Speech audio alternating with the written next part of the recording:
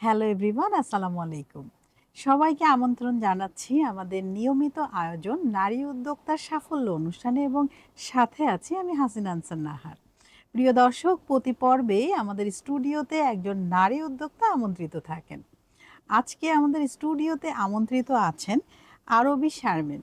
পুরো অনুষ্ঠান জুড়েই কিন্তু আরবি শারমিন আমাদের সাথে থাকবেন এবং তার জানা অজানা সকল তথ্যগুলো আমরা জানবো এবং তিনি কিভাবে একজন সফল নারী উদ্যোক্তা হয়ে উঠলেন সেই গল্পটাও কিন্তু আমরা তার কাছ থেকে শুনবো। তো চলুন দর্শক, আর দেরি কেন, আমরা চলে যাই আরবি শারমিনের কাছে। কেমন আছেন আপু? আলহামদুলিল্লাহ, আপনি কেমন আছেন? আমি খুব ভালো আছি এবং আপনাকে দেখে খুবই ভালো লাগছে। Thank you. আচ্ছা, অনেক ব্যস্ত থাকেন, অনেক কাজ করছেন। জি, তো মোটামুটি। এখন কি কি কালেকশন নিয়ে কাজ করছেন আপনি? এখন অ্যাকচুয়ালি আছে আমার কাছে আমি স্টার্টিং করেছিলাম পাকিস্তান ড্রেস নিয়ে, সাথে এখন ডিজাইনার গুলো আপনি তো আছে। ড্রেসগুলো এনেছেন না? হ্যাঁ, আমি নিজেও হুম। এখন ডিজাইনার অ্যাজ এ ডিজাইনার কাজ করতেছি, হুম, হুম, শিখতেছিও। কারণ হুম, শিখারও শেষ নেই আর হুম, কাজেরও শেষ নেই যদি করেন আপনি। হুম, তো অবশ্যই। সেই ক্ষেত্রে আমিও ডিজাইন নিয়ে কাজ করতেছি, সাথে সাথে পাকিস্তানি ইন্ডিয়ান ড্রেস তো আমার কাছে পাওয়া যাচ্ছে আর আচ্ছা, কি।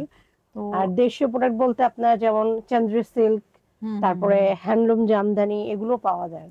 আচ্ছা, তো আপনার আসলে উদ্যোগের নামটা কি? আমার উদ্যোগের নাম হচ্ছে শারমিন সোয়ার মার্ট। Swear mart. এই নামটাই কেন চুজ করলেন? কে শারমিন দিল? তো আমার নামের সাথে মিল করে, আর আস, ওয়ারটা যেহেতু যে পরিধান, হুম, তো আর মাঠটা অনেকে লাগে জুন, আমি ওই হিসেবে হ্যাঁ, মার্ট লাগাইছি। যেমন যেমন লাগিয়েছেন। ধরেন যে হ্যাঁ, শারমিন সোয়ার মার্ট, শারমিনের ড্রেস পরিধান করেছে, মানে এরকম নামটা একটা আপনারই দেয়া? আমারই দেয়া। আচ্ছা, কত বছর আগে থেকে এই উদ্যোগটা গ্রহণ করলেন? এটা আমি 2020-এ করেছি, 20 নভেম্বরে থেকে। স্টার্ট আচ্ছা, করেছি। তো কেমন চলছে? আলহামদুলিল্লাহ, সবার দোয়ায় খুব ভালোই যাচ্ছে। আর আপনারা পাশে থাকলে ইনশাআল্লাহ আরো ভালো হ্যাঁ, হ্যাঁ, যাবে। অবশ্যই আপনার কালেকশনগুলো একটু দর্শকদের দেখাতে পারেন। যেমন এটা হচ্ছে পাকিস্তানি ড্রেস, আচ্ছা, ফেরদৌসের আচ্ছা, সুইজলন আচ্ছা। কটনের ড্রেস। এটা বাহ!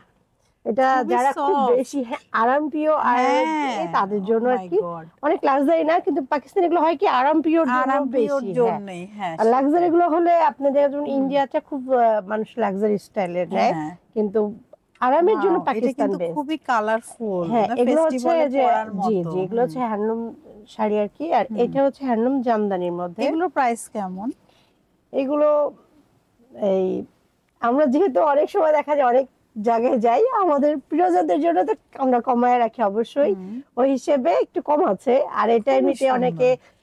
2000 সেল করে, আমি 1650 1550 দিয়ে দিই। আপনি কিন্তু অনেক কমে সেল করছেন এবং কালার কম্বিনেশন এত সুন্দর, মানে জি, কি থ্যাংক বলবো, ইউ। জাস্ট ওয়াও বলবো। দর্শক, আপনারা চাইলেই কিন্তু এই যে এত সুন্দর কালারের শাড়ি আপনারা নিতে পারেন। আপুকে ইনবক্স করতে পারেন, আপুর পেজে মোবাইল নাম্বার দেওয়া আছে, সেখানে কলও করতে পারেন। আপুর ডেলিভারি ম্যান আছে, যথাসময়ে কিন্তু আপনার বাসায় পৌঁছে দিবে বা যে স্থানে আপনি চান। আর কি কি আছে একটু দেখি। এই আর শাড়িটা আসলেই আর চমৎকার এটা এবং হচ্ছে যে দিল্লি বুটিক্সের, ইন্ডিয়ান একটা দিল্লি বুটিক্স আচ্ছা, থেকে ও নেওয়া মাই থাকে এটা। গড, অনেক সুন্দর কালারটা, এত সোভার।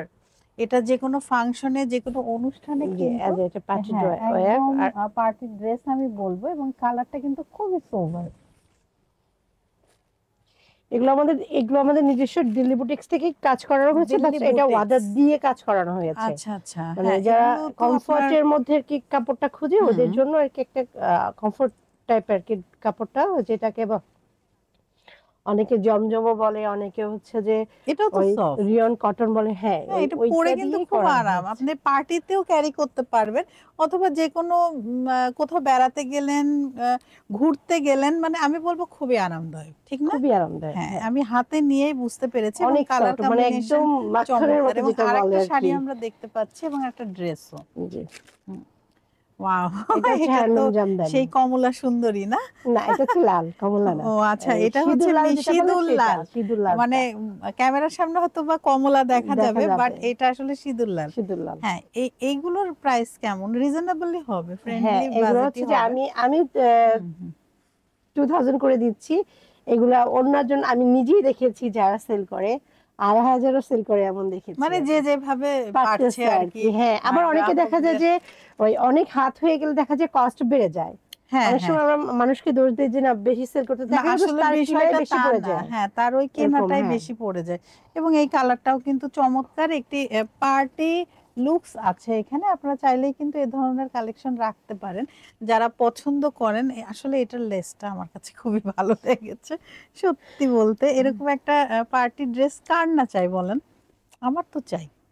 আমারও চাই। হ্যাঁ, আরো মনে হয় একটি আছে ড্রেস।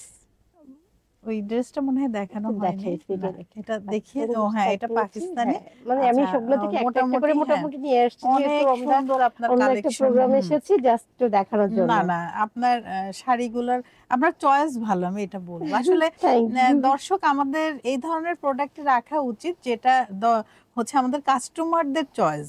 এই চোখে জন্য লাগে আর আমাদেরকে কি। একটু ডিজিটালি ট্রেন্ড হতে হবে, আমাদের একটু আপডেট থাকতে হবে, সবসময় কানেক্ট থাকতে হবে কাস্টমারের সাথে যে আসলে এখন কি ট্রেন্ড চলছে, কি পণ্য আনলে সেটা সেল হবে। আপনি এক গাদা পণ্য যদি কিনে রেখে দেন আপনার শপে, তাহলে কিন্তু এটা লস প্রজেক্ট। সো আমাদেরকে একটু আম, ট্রেনে যেতে হবে, হ্যাঁ, ট্রেন্ডিং অবশ্যই। টাইপের পোশাক এবং আমাদের সবসময় পড়ালেখা কালেক্ট করেও করা আসতে উচিত, হবে এই অবশ্যই। বিষয়গুলো নিয়ে, যেটা আপু করেন। আপু কিন্তু প্রতিটা প্রোডাক্টই আমার খুবই পছন্দ হয়েছে। তার মানে উনি কি বলবো, হচ্ছে কাস্টমার ডিমান্ড, আমি যেটা বলবো সেটা। তো জি। আসলে এই প্রোডাক্টগুলো নিয়ে কি আপনার মেলা করা হয়?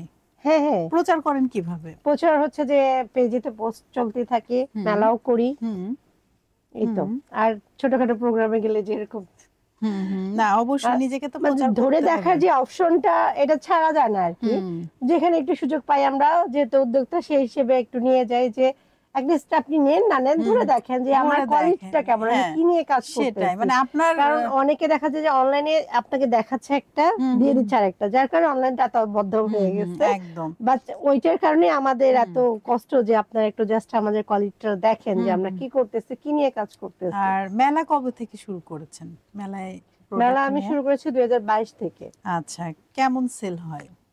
আসলে কি সেল হয় নাকি সেল বলতে পরিচিতি বেশি? আগে খুব ভালো হতো, বাট হুম, এখন এত কম্পিটিশনের এত ইভেন্ট বেড়েছে যে মানে মেলা তো প্রতি সপ্তাহে চলতেছে। আমাদের যেটা হচ্ছে, হুম। আমাদের ফেস করতে হচ্ছে এটা যে মেলাটা বেড়ে গেছে বেশি।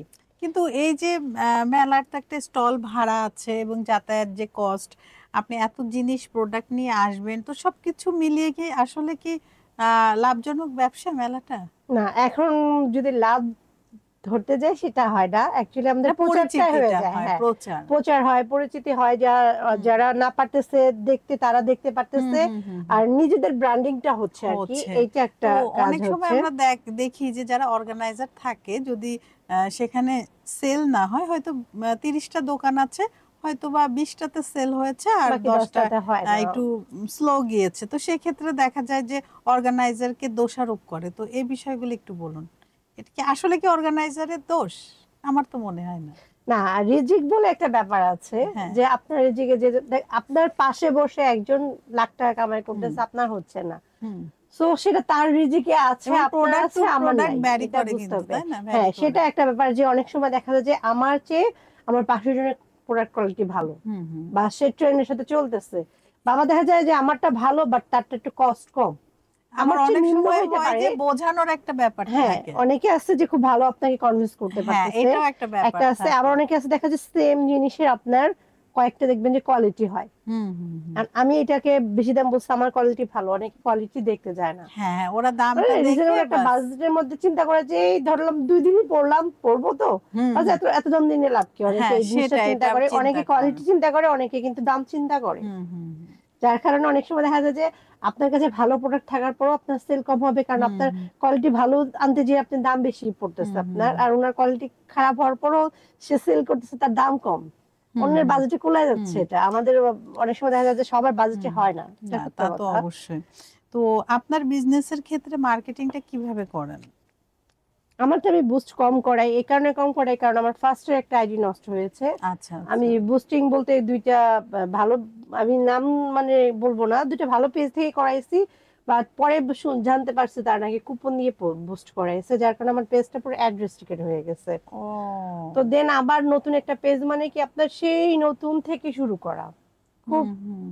ক্রিটিক্যাল একটা বিষয় হয়ে হ্যাঁ, যায়, একটু টাফ হয়ে যার যায়। কারণে এখন আমি বুস্ট করতেও ভয় পাই। হুম। জাস্ট ইসের মধ্যে পেজে জাস্ট পোস্ট করতে থাকি, আর এমনি গ্রুপে বা নিজের আইডিতে শেয়ার করি, আর হচ্ছে মেলাগুলো করি, এরকম করি আমি এটা প্রচার নিজের করতেছি আর কি এখন। প্রচারটাই করছেন, নিজেই নিজের প্রচার করছেন, জি এটাই জি ভালো। জি, এখানে কোনো রিস্কও নেই। রিস্ক দেয়, উম, হ্যাঁ, আমারটা তো আমার ক্ষতি, তার আমি চাইবো না।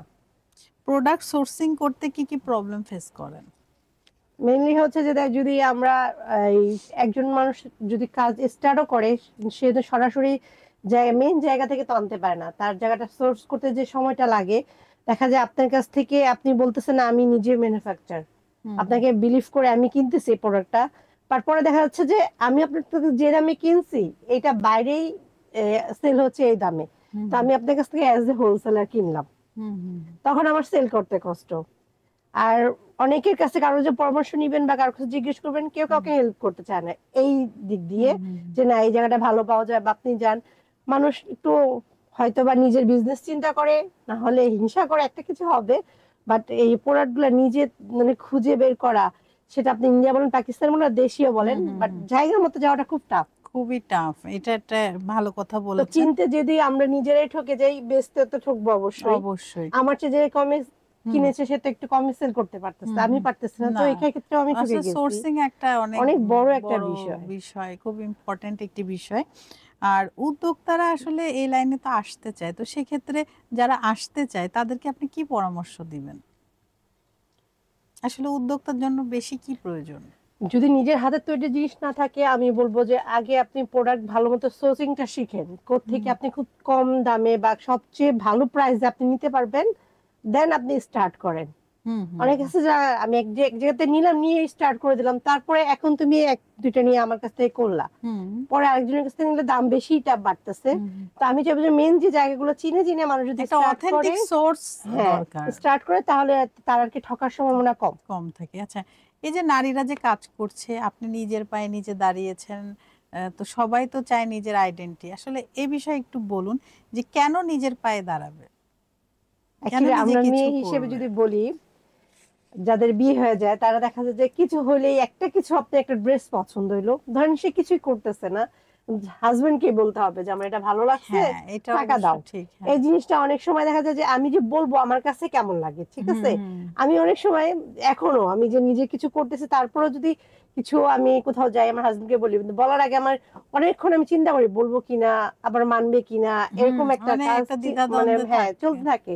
অনেক সময় দেখা যাচ্ছে আমার ফেস দেখে বুঝে যায় কিছু বলবা তুমি, আচ্ছা চিন্তা করতেছি একটা কিছু বলবো, বাট বলবো কিনা বুঝতেছি না, উপলক্ষটা পাচ্ছেন না, কিভাবে বলবেন? দেখা গেছে যে তখন বলে ফেললাম, এরকম আর কি। কিন্তু নিজের যদি সেই অ্যাবিলিটি থাকে, অনেক সময় দেখা যায় আমি এই কাজটা নিজেই করে ফেলতেছি, বলা লাগতেছে না, বাট খারাপ কিছু না করে ভালো মানুষকে, নিজের শখটা যদি নিজেই পূরণ করতে পারি, একজনের কাছে ডিপেন্ডেন্ট হতে হয় না, আমি যেটা মনে সেটাই করি সবচেয়ে আমারও বড় মনে হয়, এইটাই আমার এটাই। কাছে মনে হ্যাঁ, হয়। তারপরে তো আপনি যদি নিজে ডিপেন্ডেন্ট থাকেন, অন্যকেও সাহায্য করতে পারবেন, সাথে সাথে নিজের ফ্যামিলি বাবা মাকেও আপনি দেখতে পারবেন, না হলে কিন্তু পুরোটাই হাজবেন্ডের উপরে ডিপেন্ড হয়ে থাকা আর লাগতেছে। এখন মানে মানে আমাদের দেশের প্রেক্ষাপটে যেটা হয়, জিনিসের দাম অতিরিক্ত, সারা বিশ্বেই অতিরিক্ত তাই, মানে এবং কি বলবো, আমাদের দেশে এবং আমাদের যে বাচ্চাদের এডুকেশনের একটা ব্যাপার, সেখানেও কিন্তু অনেক কস্ট পড়ে অনেক যায়। কষ্ট সো আসলে, সবকিছু একজনের পক্ষে আর কি ম্যানেজ করা হচ্ছেও না, সম্ভব ম্যানেজ হয় হচ্ছে না। না, আর হলেও আমরা হিমশিম ওইভাবে খেয়ে যাচ্ছে, অনেক হিমশিম খাচ্ছি, দেখা আমরা যায় তখন আমাদের যে ইচ্ছাগুলো, আমাদের যে বলতেও পারা চাহিদা, যায় না ওটা যে কিন্তু আমরা হ্যাঁ, বলতে পারছি না। দেখতেছি লোকটা তো দ্বিধাদ্বন্দ্বে সাফার থাকে যে না, করতেছে, যে সে কি তো আসলে বলবো, হ্যাঁ পুরাটাই সেটাই ম্যানেজ করছে। তো করতেছে। সেই জায়গা থেকে আমার মনে হয় বর্তমান প্রেক্ষাপটে আমাদের অবশ্যই কিছু না কিছু করা উচিত, হ্যাঁ, প্রতিটা নারীরই। সেই মানে ক্ষেত্রে আবার এই ক্ষেত্রে দেখা যায় যে আপনি যদি একটু কোনো পর্যায়ে থাকেন বা আপনি নিয়ে কাজ করতেছেন বা আপনি বিজনেসই করতেছেন, যদি আপনি সাকসেস থাকেন, আপনাকে একটা মানুষ কটু কথা বলতেও কিন্তু সে একটু চিন্তা করবে যে ওকে এই কথাটা বলবো না, কিনা, ওই নিজের জায়গায় একটা ফ্যামিলি হোক সম্মানের বাইরের, একটা হ্যাঁ ব্যাপার আছে। বাইরের লোক হোক, যে চিন্তা করে যে না। আর যদি না ওই দেখা গেল যে আমাদের পরিবারী মানুষ দেখা যাবে ফট করে একটা কথা বলে ফেলে, "এই, ওই তো সব করে, তুমি কি করো", এরকম একটা ব্যাপার চলে আসে।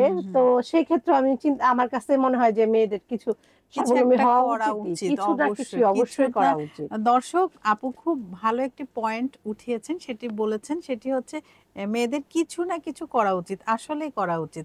এটা আসলে শুধু যে টাকা পয়সার জন্য আমি সেটা বলবো না, মেয়েরা সবসময় টাকা পয়সার জন্যই সবকিছু করে না, নিজের একটা আইডেন্টি ক্রিয়েট করতে, নিজের এই যে নামটা, নিকনেমটা হারিয়ে যায় বিয়ের পরে, কারণ আমরা কারোর মা, কারোর ভাবি, কারোর বৌমা, কারোর চাচি, মামি, তো আমার যে একটি নাম, আমার যে নাহার একটি নাম, সেটা কিন্তু হারিয়ে গেছে।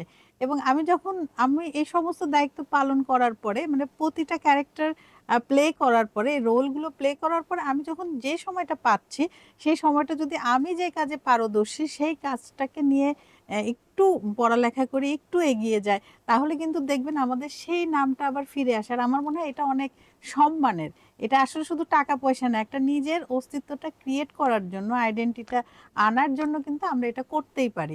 এবং এখান থেকে যদি আমরা ঘরে বসে আর্ন করতে পারি, আমি যেমন আমার নিজের কর্মের সংস্থান করছি, তেমন কিন্তু আমার সাথে যারা কাজ করছে, এমনকি ডেলিভারি ম্যানও, তারও কিন্তু আমি কর্মের সংস্থান করছি। সো এটা আমাদের দেশের অর্থনীতির উপরেও কিন্তু একটি প্রভাব পড়ছে। এবং যারা দেশে কাজ শিখে বিদেশে যাচ্ছে, তারা কিন্তু বৈদেশিক মুদ্রা যেটা, সেটা অর্জনেও সহায়ক। সো আমার মনে হয় কিছু না কিছু করা উচিত, সেটা রান্না অবশ্যই হোক সেটা আপনি অথবা পড়ালেখা অন্য দিয়ে হোক, কিছুই হোক। বিজনেস দিয়ে হোক, রান্না হুম। দিয়ে হোক, যে যেভাবে পারে। এখন কিন্তু মানুষ বসে আর্ট থেকো নিয়েও না, কিন্তু কিছু কাজ করো। করতেছে। হ্যাঁ, হ্যাঁ, বসে অবশ্যই। থাকো না। যেমন আমি হুম। বলি, আমি ই ক্লাবে আছি, ই ক্লাবে আচ্ছা, আচ্ছা। এখন আমি ফাউন্ডার মেম্বার, সাথে আমি হচ্ছে যে আপনার হুম, ডিরেক্টর অফ মেম্বার সাপোর্টিং এর হুম, সাথে কাজ হুম, হুম, করতেছি, সব মহিলা এন্টারপ্রেনার নিয়ে। হুম, হুম, মানে সেইখানেও দেখা যাচ্ছে সবাই একটা সুযোগ খুঁজে যে আমাকে একটু সুযোগ করে দেন, আমি একটা হুম, কাজ করি। হুম, হুম, কারণ এখন অনেক মানুষ আর কি নিজের পায়ে দাঁড়াতে চাচ্ছে, অনেক ডিপেন্ডেন্ট হতে হুম, চাচ্ছে। হুম, হুম, তো সবার ক্ষেত্রে বলবো কিছু না কিছু অবশ্যই করেন, হুম, নিজের হুম, সম্মানটা একটু বজায় হুম, রাখেন। না অবশ্যই। একটা আইডেন্টিফাই থাকলে কি হয়, যে কেউ সবকিছু বলতে পারে না। হুম, হুম। আপনার একটা নিজের কোয়ালিটি থাকলে আর দেখা যাবে যে এটা একটা আপনার মানুষ কাছ কিছু থেকে বলা শিখবে। কেউ নিতে পারবে না, এটা হ্যাঁ, আপনার আপনার জিনিস। কাজ আপনার থাকবে, কেউ হুম, নিতে হুম, পারবে না। নিতে সবচেয়ে বড় পারবে কথা, না টাকা এটা, পয়সা সম্পত্তি এক সময় সব চলে থাকে, এক যাবে। সময় থাকেও না। হ্যাঁ, কিন্তু সেটাই। আপনার যে বাট আপনার কোয়ালিটি, কোয়ালিটি, আপনার আপনার আইডেন্টিটি দক্ষতা, গুলো কেউ এই নিতে পারবে না। আইডেন্টি এটা গুলো একটা কেউ অনেক নিতে বড় পারবে একটা না। ব্যাপার। এটা আসলে আমাদের যে যার জায়গা থেকেই ফ্রি না থেকে বরঞ্চ কাজের মধ্যে হ্যাঁ, থাকি। সময়টা নষ্ট না করে। হুম। যেমন লকডাউনে মানে এমন বন্ধ হয়েছিলাম, আমার কাছে মনে হচ্ছে একটা পাখিকে যেমন খাঁচায় বন্ধ করে রাখে, এরকম হ্যাঁ, একটা অবস্থা। মানে আমি এইরকম। এত ছটফট। আমি লকডাউনের পরপরই তো হুম, আগে মানে চিন্তা ভাবনা করেছি, বাট পরপরে স্টার্ট করে ফেলছি। হুম, হুম। মানে মনে হয়েছে যে আমাকে একটু খাঁচাটা ছেড়ে দাও, আমি উড়ে যাই, আমার একটা আর পারছি অবস্থা, না, আর পারছি না। এই সবারই মানে তাই আমার হয়েছে। আমার আবার কি ছোটকাল থেকেই আর কি কিছু না কিছু করার একটা, মানে এটা ভেতর থেকেই। বলতে গেলে জন্মগতই ও হতে পারে। আচ্ছা, আচ্ছা। মনে করেন 2006 আমার আম্মার হচ্ছে যে মেরুদণ্ড হাড়ে অপারেশন হয়েছে। সেটা একটা, আমরা মোহাম্মদপুরে একটা হসপিটাল ছিলাম, হুম, প্রায় প্রাইভেট ক্লিনিক, তো প্রায় 12 দিনের মতো থাকতে হয়েছে। হুম, তো দেখা গেছে পাশের এসেও 12 দিন আমি একা একা তো একটু একটু ঘুরছি, দেখা যাচ্ছে আম্মু রেস্ট নিচ্ছে, আমি আশেপাশে ঘুরতেছি হাঁটতেছি, একটা ছোট বাচ্চা নিয়ে এসে বার্নের, তো খালারা আসছে, হুম, তো এক খালা দেখলাম যে সুতা দিয়ে হাতে কাজ হুম, করতেছে। তো হুম। আমার আমার আবার ছোটকাল থেকে কি কেউ কিছু বলে যে চোখে পড়ছে যে না, এটা আমি শিখবো, আমার এই মানে শিখার জিনিসটা ইচ্ছা, ভিতরে এটা খুব ছিল। ভালো তো, জানার আগ্রহ। হ্যাঁ, আমি বলছি কি, ফোন দিয়ে আমার বাবাকে বলাইছি যে বাসায় এরকম জায়গায় আমার ফ্রেমটা আছে, একটা হুম, টুকরা কাপড় দিয়ে হুম, আমার হুম, জন্য নিয়ে আসবা। আমি বসে বসে ওর কাছ থেকে ওই সেলাইটাই শিখছি। হুম, হুম, মানে যখন যেটা দেখতাম, কুশি কাটা পর্যন্ত শিখা হয়েছে হুম, আপু। হুম, হুম, আর আমি বিয়ের আগে ব্লক বাটি করে নিজের ড্রেসও পরেছি, যার কারণে আমার বিজনেসটার চিন্তাটা আমার এখান থেকে আসছে যে আমি হুম, হুম, টুকটাক তো করেছি আগে, করি না যে এমন না। হুম, এগুলো যদি আমি রিহার্সাল করে আরো ভালো করতে পারি, একটা হুম, ভালো হুম, হুম। কাজ করতে পারবো আমি। এই কারণে এটা শুরু করেছি। তো ওইভাবেই ওই কাজ শিখেছি। আবার বাসায় এসে ড্রেস বানাইছি। এমন হয়েছে যে আমি ওই ড্রেসে কাজ করতেছি, আজকে গুলো আমার ভালো লাগতেছে না, হুম, আমি হুম, একটু হুম। টিউশনিও করেছি, বসে তাই? থাকতাম ও না। মাই কারণ বসে গড, থাকাটা আমার দর্শক, নিজেরই পছন্দ হইতো না বসে আর কি। কখনো আপু থাকেননি, আমার কিছু না কখনোই কিছু বসে একটা থাকতাম না।